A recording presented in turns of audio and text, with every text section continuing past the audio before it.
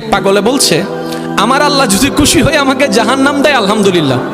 এবার শিক্ষিত সমাজ যারা আমাদের মতো কিছু আছে না, বেশি পণ্ডিত, এবার যাই বলতেছে সবাই চাই জান্নাতে যাইতে, এই পাগলে চাই জাহান্নামে যাইতে।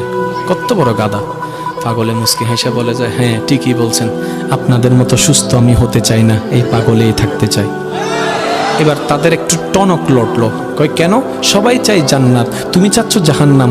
বলে যে ভাইয়ারা, আপনারা মনে হয় আমার কথাটা খেয়াল করেন নাই। আমি বলেছি আমার রব যদি খুশি হয়ে, আমার রব যদি খুশি হয়ে আমাকে জাহান্নাম দেয়, আমি সেটাও নিতে রাজি। বলে যে এখনো বুঝলাম না। পাগল বলে জ্ঞান দিয়ে রবের বিষয় বোঝা যায় না, দিল দিয়ে বুঝতে হয়। আরে শুনো, রব যখন খুশি হয়ে যাবে জাহান্নামটা জান্নাত হয়ে যাবে, রব যখন নারাজ হয়ে যাবে জান্নাতটা জাহান্নাম হয়ে যাবে।